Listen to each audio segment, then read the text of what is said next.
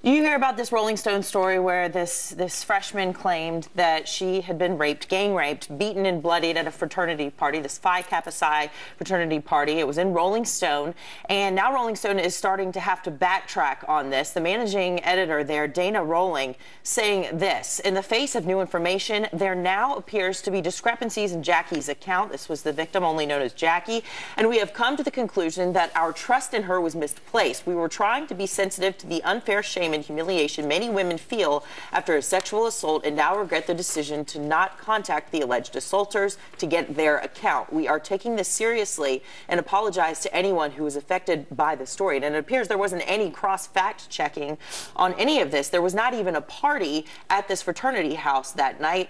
She claimed that one of the people who raped her was a lifeguard. Nobody at the fraternity even worked at the aquatics center. No room matches the description she describes. None of it really makes a lot of sense. Many are saying it's a hoax. There is no evidence at all, as of this morning, that this rape took place. She alleged 7 men raped her. The details are so graphic that we're not even going to characterize them this morning, other than to say that they're horrifying.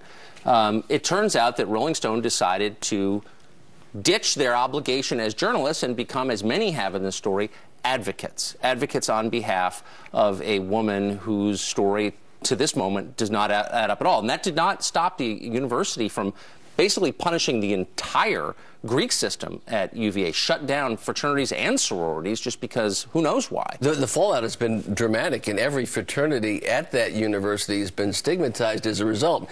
Now, you're a great editor and reporter and an anchor and a lot of things over a long time.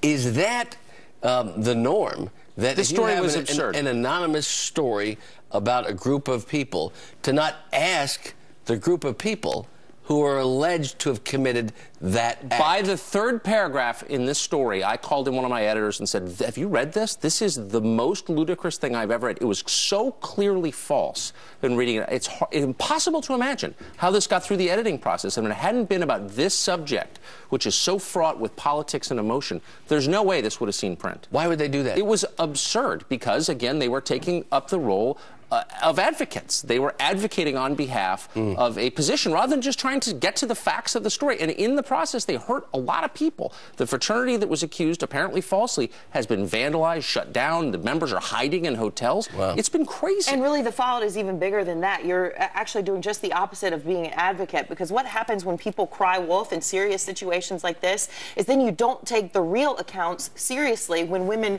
really are victims of sexual assault. So but you don't get to make allegations without proving it. In general, it doesn't matter. Our justice system is based on the idea that you have to prove that something happened before you punish people. And you can't punish them collectively. You punish them individually for things they specifically did. Well, let's ask all the folks at home. So the Facebook question of the day is, was Rolling Stone's apology enough based upon what apparently occurred here? What do you say?